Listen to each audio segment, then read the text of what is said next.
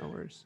Just give me a few minutes of, not minutes, sorry, a few seconds of Sure. you looking at the camera and smiling. This way we can cut a picture for the header. Awesome. Perfect. We're going to make it real quick. It's very flow conversational, right? Nothing too rigid. Go wherever you want to go with it.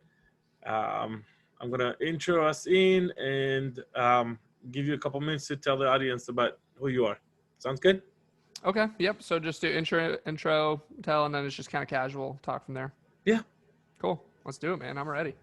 Awesome. I'm going to count down us in. 3, 2, 1. Welcome, everybody, to the Multifamily Operators Podcast. This is Joseph Goslan, your host. And today we have David Toupin. David, how are you today? I'm doing great, man. It's good to catch up with you here. Thanks for having me. Awesome. Yeah, thanks for coming. We usually start the podcast with just a few minutes where our guests tell our audience who they are, what they've done, just so we'll have a better background of who you are. Awesome. Yeah, so nice to meet you, everybody. I'm David Toupin. Joseph and I have actually been friends for a couple of years, and Joseph's been a mentor to me in a lot of ways, so it's cool to be here. I'm a deal junkie. I guess it's probably the best way to describe me. I freaking love real estate, every part of it. I'm 25 years old. I started investing when I was 19, 20 in college up in Michigan, where I bought my first apartment building with no money down, using investors' capital. It was a 12-unit complex. And since then, in the past 4.5, 5 years, I've bought a little under 1,000 apartments as a primary sponsor, and now have 200 units under development as well. And so been really growing that business, focused on buying more solid apartment deals, doing some more JVs now. And I also started a real estate tech company recently called a Real Estate Lab, where I'm building a multifamily acquisitions platform, first of its kind, web and cloud-based. And so that'll be launching early next year. And so now I guess I'm a software guy as well. So this is all you've done, and you're already 25. Come on, you know. I know, I need to step it up. So just our audience is not used to having a guest that is that young, right? Which is why I wanted you on this podcast, to show that there are operators out there that are not 35, 40, 50 years old that have decades of experience, right? So as you know, there's a lot of podcasts out there that talk about the acquisition side and the financing side and how to find deals. This podcast focuses on operations, right? And I know you started hardcore operation as young as it gets, right? So let's take that step back. And you started with 19, right? 19-year-old kid. Yep. Starting to be an operator right out of the blue, right? So tell us a little bit about how did it go, and some lessons of a 19-year-old person when it comes to operations. Yeah, it was it was tough to say the least, because the first couple properties I bought, the first 120 units, I self-managed all those. And I don't know how I convinced the bank to let me do that, but I did somehow. But I self-managed them, meaning that we handled the leasing, oversaw the maintenance. My third property, which is a little bigger, is 96 units. I finally had on-site staff. But the first two properties, 24 units, I did not. So I had to hire an assistant in-house that would handle the leasing and manage the tenants and the billing and all that in AppFolio. And so what I really learned quickly on is management is a very hands-on business. It's like, man, you want to take a break for a week, but you can't, because it is just something new day after day. There's always things that come up. You have to be on the ball.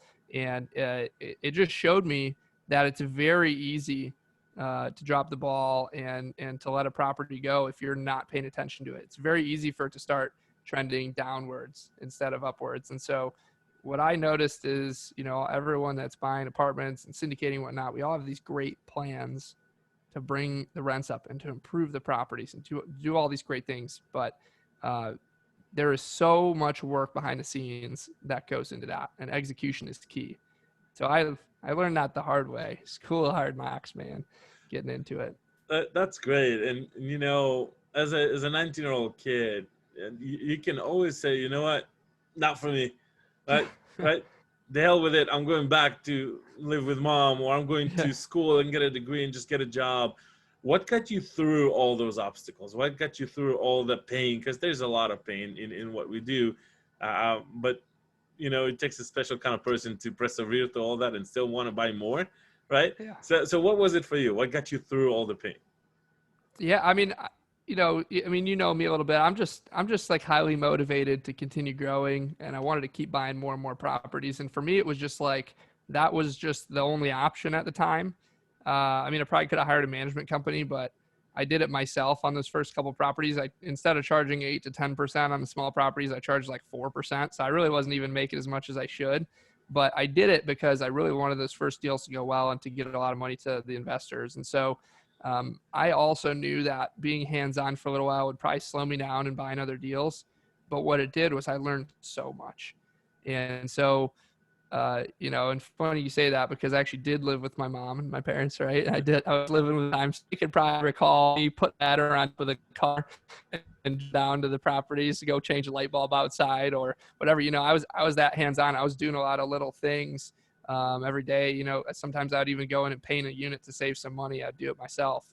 And so, there's just a lot that goes into it. Figuring out that it's not as simple as just doing it online either. Somebody's got to be there every season when when it starts getting dark earlier to go in and change the timers on the outdoor lights. I mean, somebody's got to be there to do that so it's not dark in the parking lots and it's not unsafe. There's just all these little things that you start figuring out. And so I just realized, like, man, this is a very constant headache. And for me, I really did not, it's to this day, I don't like management. I like subbing it out to third party because of it. But the biggest learning experience was when I moved on site and I house hacked that larger property. I really saw day to day and actually had to perform day to day management, including when one of my on-site managers quit. I had to jump in and do it for a couple months. I was the leasing agent. I was handling the bookkeeping, the billing, cutting the checks, depositing the rent payments, like all that. I was doing it hands-on, and so I learned how to hire, how to fire. I had to fire my first employees. I had to hire some of my first employees, and going through all that was a good learning experience, and just have a lot of good little nuggets that I got from that. Okay, yeah, that's great. That kind of leads us to a question we ask all of our guests: third party versus in-house management. And we had one of your partners on the podcast earlier, Mike, and he kind of suggested that they went from in his previous company from self-management into third party. And you're talking about, I started self-managing and now I prefer third party, which is kind of the opposite direction of most of our guests so far, including myself. We started with third party and we transitioned to self-management with all the pain that comes with it. So what is your insight on third party versus self-management? I prefer third party. If you could find a good one, I totally prefer third party management over self management. I see why people bring management in house to control it better. It is not a profitable business. I think you'd probably attest to that, and most people would attest to that. You're not making money, and you're actually creating more headaches, but you can maintain more control over it if you do it right. Especially if you're in a position or in a market where there's not good management companies, which there's a lot of markets like that, and you just can't find a good one, and you strike out and you strike out. And you can't find a good regional or whatever it is, and you need to take over to take control of it. I totally get that. I hate management, so I don't want anything to do with it. So my business partners know a lot more about owning management company. They've done it before. Glenn and then Mike, who you interviewed recently. He worked with Glenn a lot that on their former company. I haven't been in a position yet where I've had enough assets at one time. I've bought 1,000 units, but right now I only have a couple hundred because a lot of those I've sold and flipped. So I've never had like 1,000 at one time where it makes sense scale wise to bring it in house. So my mind might change at some point, as we're buying more and more assets and growing, like, hey, it makes sense. But for right now, I mean, we have good management companies on the assets we have in different markets. Yeah, and that's kind of like, I want to go back to a statement you made in this last answer, is kind of if you can find a good one. So as you mentioned, there are some markets that finding a good one is really challenging, So how do you go about finding a good one, finding a good property management that you can trust, or what are you looking in a property management company that fits your criteria? Yeah, I mean, it's a huge decision choosing a property management company. And so don't take it lightly when you're doing your due diligence. If you're in a new market and you don't have a contact, put some time into it. I would say the easiest way is call apartment owners in the area, ask who they're using, call 10 different ones that are using 10 different management companies and see what their experience is and get a warm referral. I think the number one way to find a good third party company is get a referral from somebody else that owns a property nearby and ask them how they're doing. Other than that, I mean, you could literally just Google. A lot of people ask, like, how do you find a management company? You could just Google property management companies in XYZ city and it'll pop up. They have a website and you can go and figure out, which ones are in the area and start interviewing them, ask them for references. But I think a warm referral is always the best way, an introduction from somebody else that's using someone. Gotcha. So you're basically looking for who do I know in that market, and try to gauge their opinion. Mm-hmm. Yeah, that's a good way to go at it. This would probably be better for the smaller property management companies, the bigger ones that are national. What I found is that there are a lot of hit and miss with them, right? I have friends that have thousands of units in third party, and the same national company is doing great in one market and not so great in other markets. It's people. It's all people, right? You can have a great regional manager with the same company that manages 15,000 units.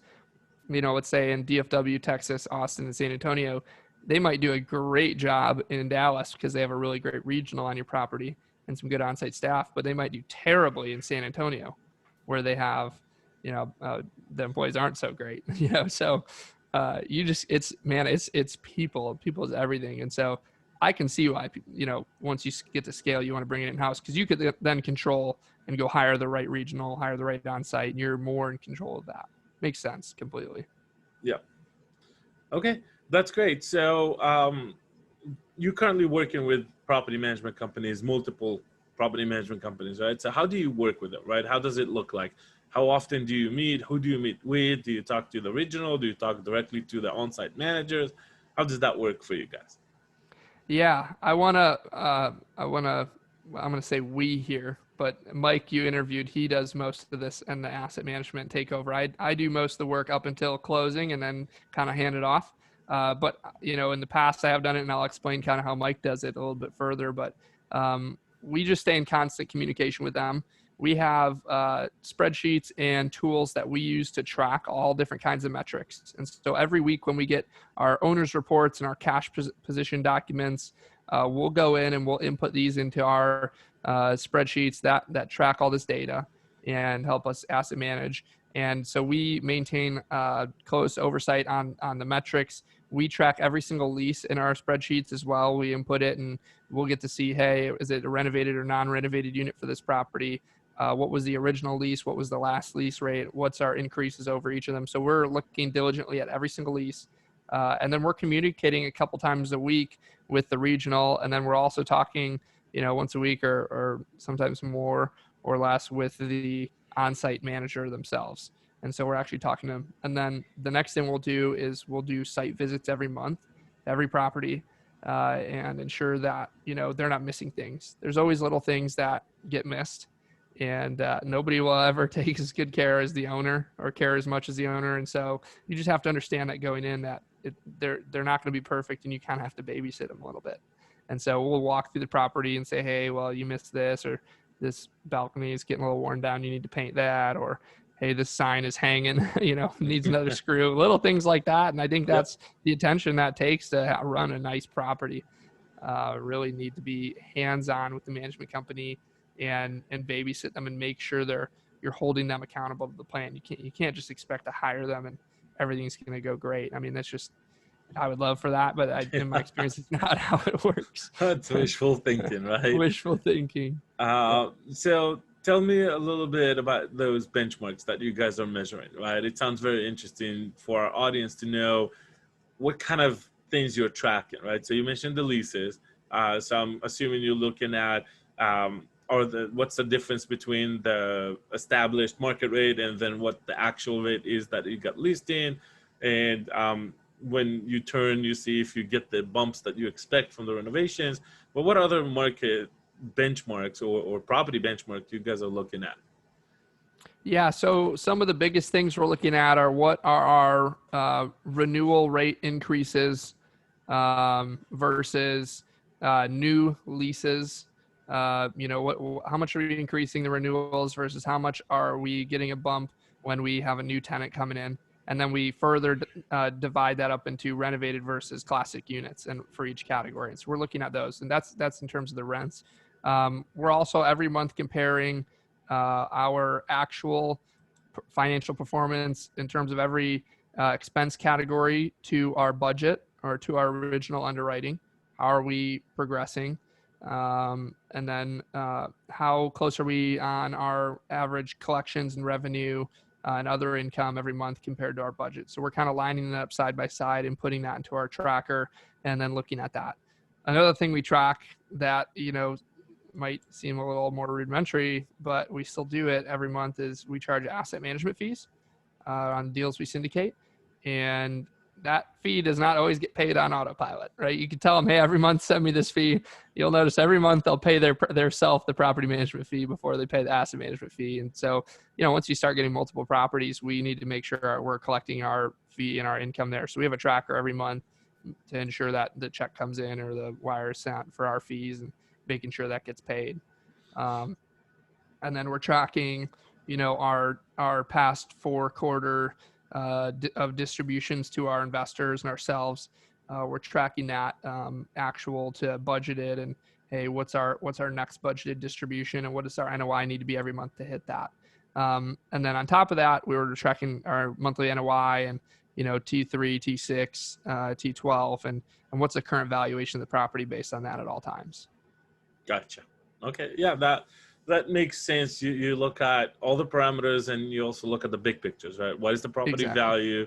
How are we improving or not improving? And do we get the progress against the original plan we set up to go on, right? Yeah. That makes a lot of sense. So I know you guys do a lot of value add. I know you've done that in your previous deals as well.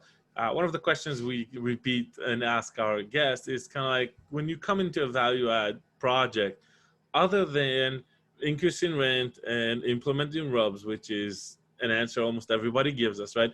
Give us 2-3 other things that you guys do to increase income. We'll touch on the expense side a little bit later, but just other ways to generate income streams, other ways to increase income on specific line items, things that you've done in the past, because I know you've bought properties, improved, and sold them, right?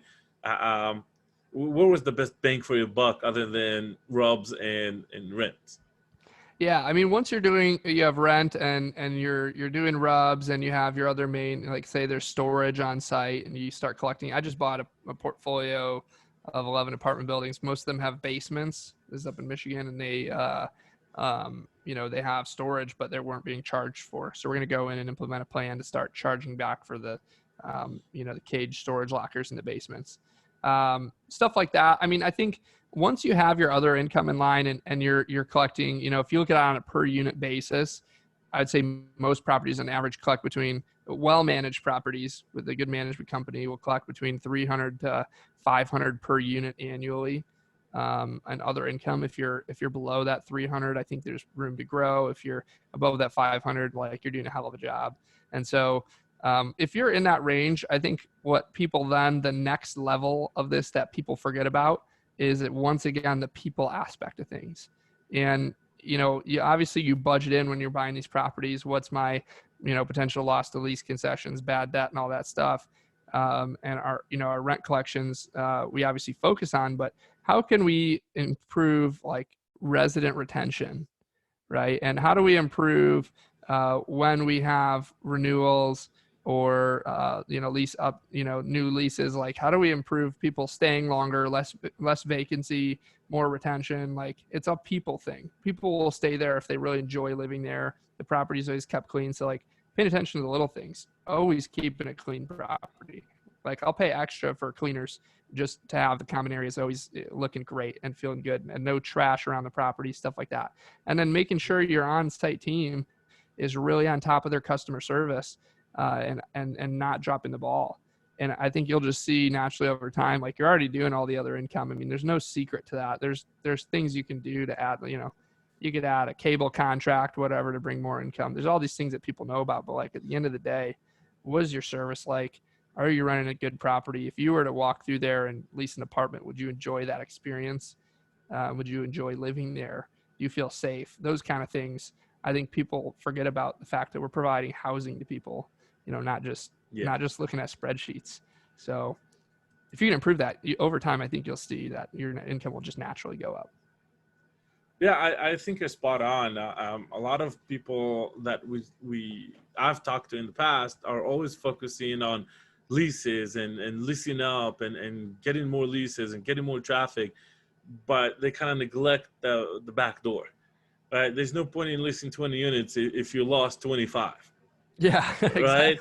And every time we lose a resident, that means there's going to be a turn, and we're going to have to spend money to make that unit ready for the next person. We're going to have to spend money to market it. We're going to have to spend money for the labor of the leasing agent to go through all the motions of finding the prospect, qualifying them, running the application. So there's just a lot of cost in every turn. And that's where we always try to kind of help people understand retention is key, right? So I heard some of the key factors in retention in what you said, and we always say people want clean, safe places to live in, right?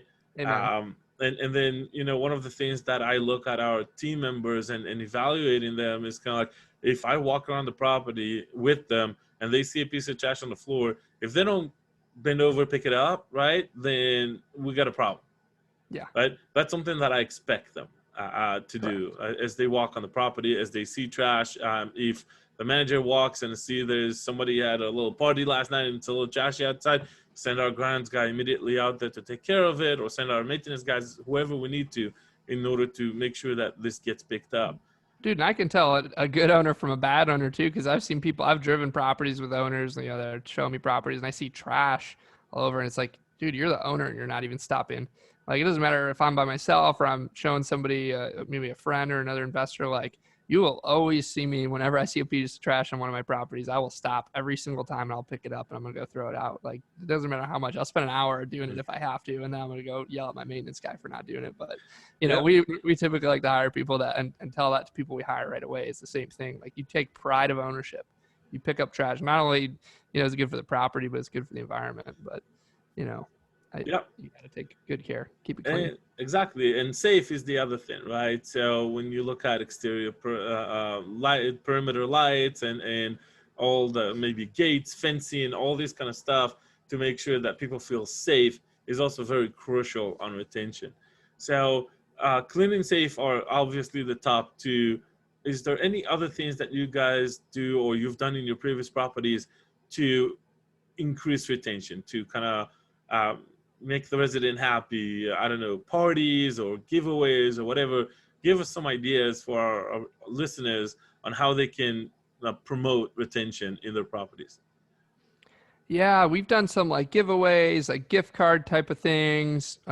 We've done, before I had done something where we'll bring out like a food truck, a couple times a year, and residents could have like a cool little get together.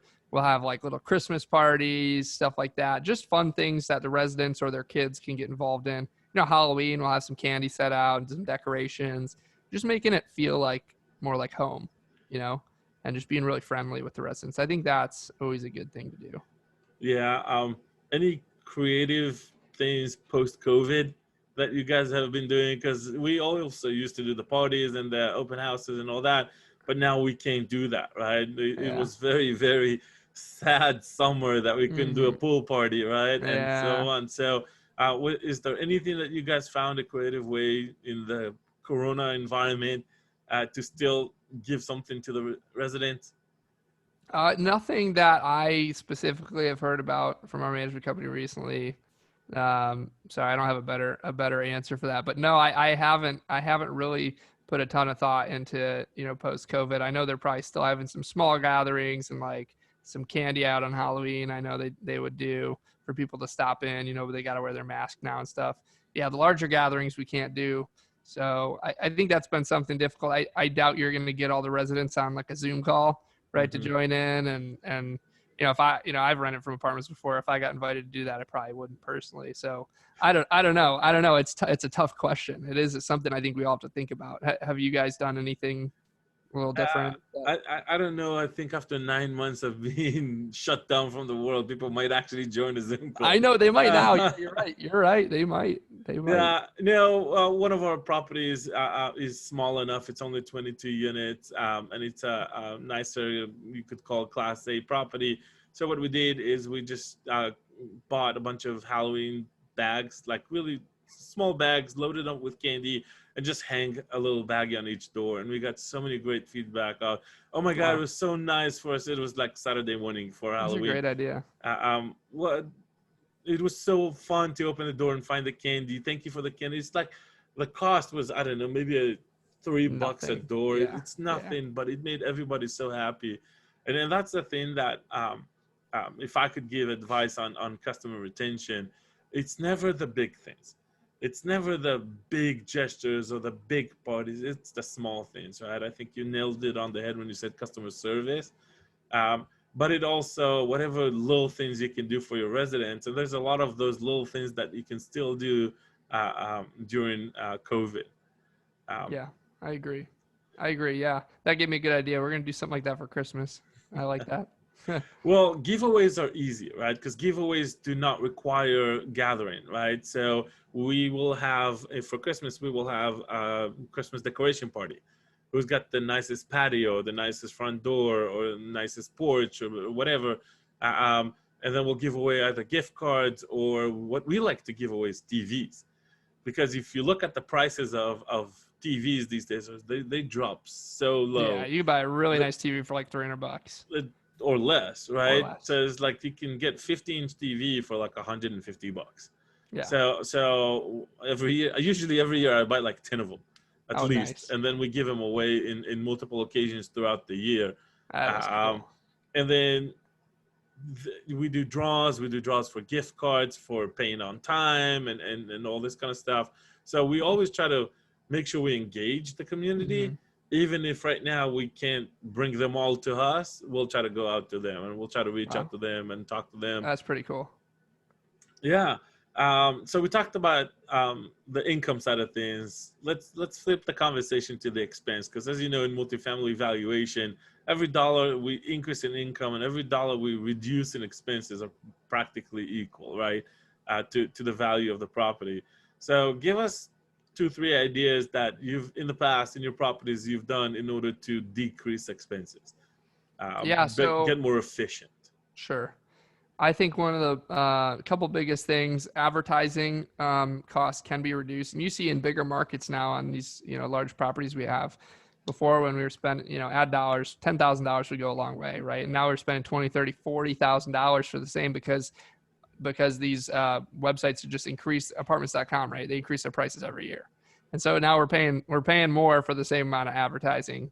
And so one thing you can do to reduce that is implement a really good referral program. And obviously it goes on top of the customer service thing again, right? The better of an experience you provide, the more likely somebody, even after they've moved out, is going to be likely to refer your property goes up. So having a good referral program, you could spend a lot less, on that than you would on marketing, even if you're giving away, a $200 gift card to somebody for referring a tenant. If they refer a good tenant, you could drop your vacancy and decrease your advertising. Repairs and maintenance is something I see that, people on older properties are spending, $450, $500, $600, $700 a unit sometimes on repairs and maintenance. If you buy a property and you go, or if you already own a property and you're seeing really high, annual per unit expenses that are outside the range of what a typical well-run property, well-maintained property is having, which I would say, in my opinion, is between like $350, $400 a unit. If you're way outside of that or way over that, or you're double that, put $50,000 into your property right now to go repair the big headache issue things. Or when you buy a property, raise money up front, extra money, and take care of all those things. Go fix a bunch of the HVACs all at once, or go repair a lot of the plumbing, or take care of, if you have units that are constantly getting water damage, go put in a French drain outside, reroute the water, like get a new gutter system, do that big stuff up front. Because the money you'll save, in NOI, let's say you should be spending $40,000 a year based on market averages, and you're spending 80 or 90 a year on repairs and maintenance. Go spend 60 grand one time, reduce, and you're going to in CapEx, or 100 grand in CapEx, and you reduce your ongoing maintenance by 50,000 a year. I mean, it'll pay itself off in 2 years, first of all, but $50,000 at a 6 cap is like $1 million, right? So, you're increasing the value tenfold on what you're spending. Yep. You got to think about it that way. It blows my mind how these old owners don't think of things that way. They're trying to save every penny, but it's like, you realize your NOI gives you exponential increase over what you're spending. So, yep, things like that. That's great. That's great. Yeah, a lot of people are looking at things black or white. I have to do this or I do that. Should I do this? Should I do that? And life is never that simple, right? Usually the answer is it depends. So we've had the usual conversation. It's like, okay, we have a resident is up for renewal, and he's $100 away from market rate. And we talk to the resident, they say, I can only go up $50. Is it worth getting them out and renovating the unit and spending the money to do that? Or should we leave them and take the $50 loss to lease, right? Well, it's not a black and white answer. It depends. If I'm in ongoing smooth operation mode, I want the tenant to stay, right? Because for $600, I can't turn that unit, correct, right? On the other hand, if I'm gearing up for a refi or a sale and I want to show max rents and I have a 99% property, occupied property with a waiting list, might be worth my time to get it out, put the capex in so I can increase the NOI. Yep. So again, it all depends on which stage of the property life cycle you are and what your considerations are. Agreed. Totally agree. Awesome. Well, I know you have a hard stop soon, so I want to ask, well, this is a question we usually ask our guests because they are more mature than you are in age. What would you tell young David? But David is young, right? David is young. What would I tell younger David? Yeah, let's see. What do you say, younger David? And by the way, I told you that the first time I met you, right? And I keep seeing that in you. It's like where you are compared to your age and other people your age, it's unbelievable. It's phenomenal. So if to copy Mark Cuban from Shark Tank, good job, man. I appreciate it, man. Good job, man. Put a lot of hard work in, and I love doing it. So it's been a fun and wild ride so far. I think it's just hopefully keeps getting crazier. But so let's take a twist on our usual question. Okay. Instead of what would you say, younger David, what would you say to other people your age that want to do what you do? How can they be like you? How can they be successful as you are? Work as hard as I do. That's the first thing. I mean, if you really want the level of success and you want to do it early and young or wherever you are, really, I mean, expect to put in a lot of time and really just grab onto the industry. If you love this and you love like apartments, right, which is what we do, you've got to really want to master it. And I think that's one thing that I've done since I've started is every aspect of it I want to learn, I want to get better at. I'm hands-on. I don't just like half-ass it. I'm like fully immersed in it because I want to become an expert at it. And so, I think the time I put in reflects that, the 80 hours a week, every week for years and years and years is, that's just what I do. And the time I put into it has really helped me become that. So I think that's one thing. And if I were to give a little bit more technical advice, learn the numbers, because this is a very numbers driven business. And you can be the back of the napkin type of person. And I've seen it work, but I've also seen it go wrong. To date, I've never bought a deal that's lost money. I've never not hit projections to investors. I've only exceeded on every single deal. And the way I do that is I'm really conservative. And I think we buy right, we buy the right kinds of deals. And now, I'm not going to say I haven't also gotten lucky with the market doing very well over the past couple of years. But in general, I think, if you really understand the numbers, you can avoid buying deals that otherwise would be bad. So know the numbers. Sounds great, man. And you know what? I think another attribute that I can attest from side is um, being humble, right? Because Yeah, being everybody at humble. your age would be looking at the nice cars and the nice watches and then whatever it is.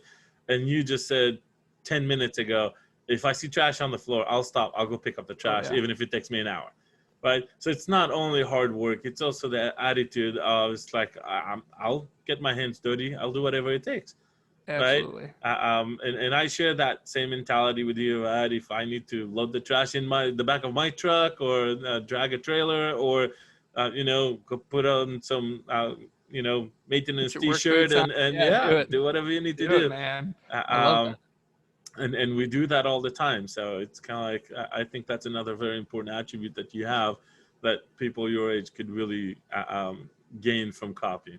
Yeah, I think that's key too. Yep, I agree. Awesome, man. I know it's been short, but there's so much value in this conversation. I really appreciate you being with us. If our guests want to find you, reach out to you, invest in one of your deals, how can they find you? And obviously, we'll put everything in the show notes. Yeah, so our website is obsidiancapitalco.com. And probably the best way to reach me personally is through Instagram, if you have it. Most people do nowadays. So it's at Real Estate Jedi is my handle. Real Estate Jedi. Good Yep. job, man. Give me a follow. Thanks, brother. Awesome. Thank you so much for being with us. And for you, the audience, if you want to hear more podcasts with operators, just subscribe to our podcast wherever you are, iTunes, Teachers, SoundCloud, even Amazon. Right now we're on. And give us a review, 1 star, 5 star, whatever you find it. We appreciate it. Thank you so much. And we'll talk to you soon.